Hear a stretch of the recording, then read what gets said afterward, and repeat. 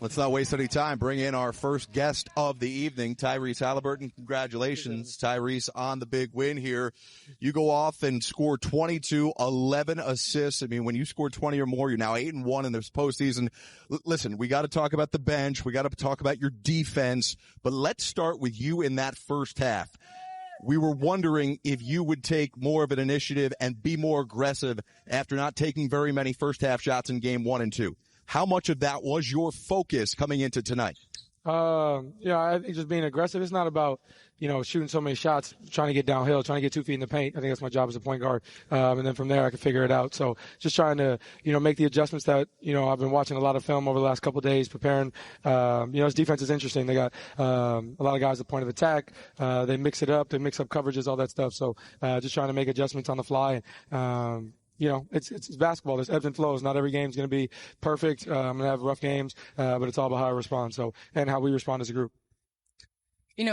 You talk about OKC's depth, but your depth with the Pacers, just everybody stepping up, being able to knock down the three, get to the paint. But can you talk about Ben Mathurin and TJ McCollum just coming in and doing a great job of changing the momentum, obviously speeding up the pace of the game and just playing under control?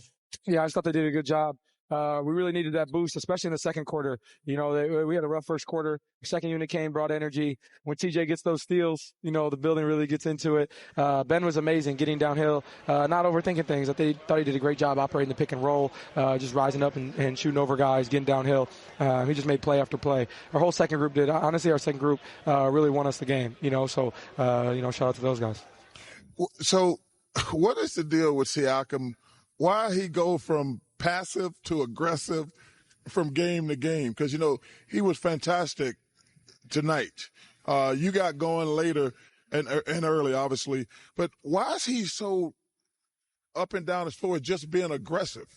I don't think that's a fair assessment, to be honest with you. I think the way that they guard, he operates so well in the mid-post. But you got to understand, when he's catching in the mid-post, they're talking about rotating the guy fully from the baseline.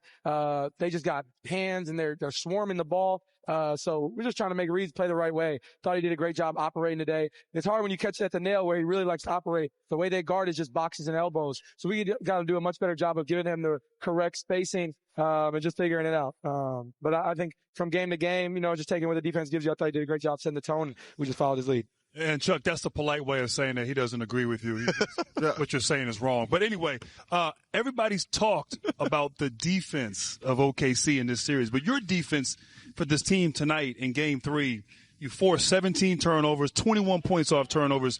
Was there anything from a defensive adjustment from Game 2 to Game 3 here tonight that you guys did? I thought we just did a great job of showing hands, showing bodies. First half we were rough, but I thought we did a great job of just adjusting as the game went on. The way that they play with Shea getting downhill all the time, you really got to show gaps. You really got to present yourself, be in to out. If we're spread out and give him that space, he's the best in the world at taking advantage of those double gaps. So we got to do a great job of just corralling, staying in. Andrew Nembhard was great on him today. I thought Ben Shepherd's minutes were great on him today. But I thought we just did a great job collectively of being in to out. Now, we gave up a couple Lou Dort swing threes. Guys got, made some shots from the outside. But I think that's got to be the emphasis when you guard these guys. You got to be in to out. If you're spread out, that's what they want. They want double gaps so they can drive, get fouls, all those things, and get downhill. So we got to do a great job presenting ourselves. And as a player that's trying to play and win your first NBA championship, what can you say about y'all's mindset? Because the key is to not get too high, get too low, but it seems like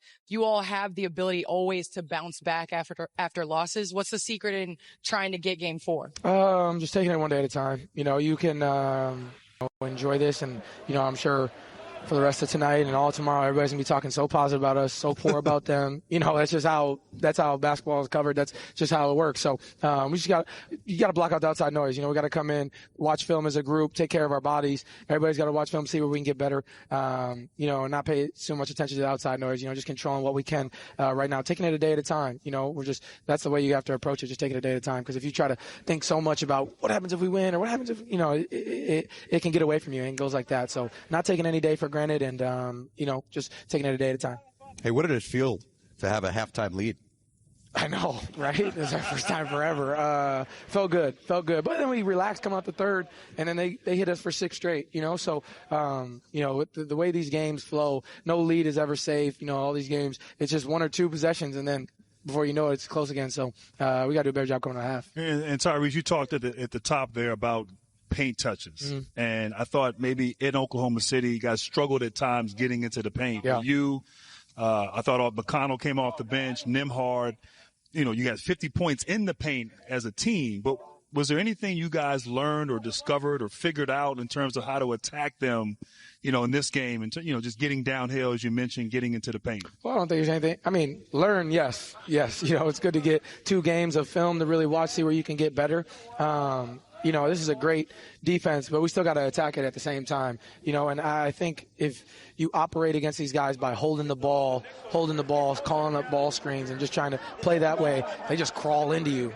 They want you to do that. They want you to hold the ball so they can jump into you and jump into gaps and all those things. So we just got to do a great job of playing random. We call it pace after, but, got to do a great job of pitching, coming off screens, pin downs, slipping, all those things. You can't give a great defense, the same dose of everything. So just keep adjusting on the fly. Last one here for you. These fans, this city waited 25 years to have an NBA Finals game, and our colleague Reggie Miller was sitting courtside for this one. Before the game, it felt like he was more nervous watching the game than any game he played in. He had no idea how this one would play out. What was this like for you to see all those guys, to see Reggie, his family, and these fans have this moment that they've waited a quarter of a century to relive? Yeah, it's special, and you don't want to take it for granted. I was like 3 months old last time they made the finals, so I think our fans are hungry.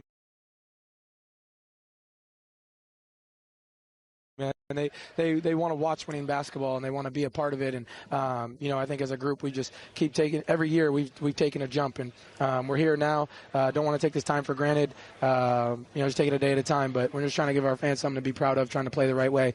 And it's really cool to see alumni come back, guys like Reggie. Mark Jackson was in the building today. Even Pat and Edge James and all those guys, that's super cool to see all these people from Indy come out and get that love, because this really is such a great sports town, and they deserve the recognition and the love we're getting nationally right now. And I guess you were right, that mysterious lower leg injury is just fine. I'm okay. Okay. There he is. Congratulations. 2 wins away from an NBA championship. Just one day, though, for the first time in this series between games. Tomorrow off. Game 4 back here Friday.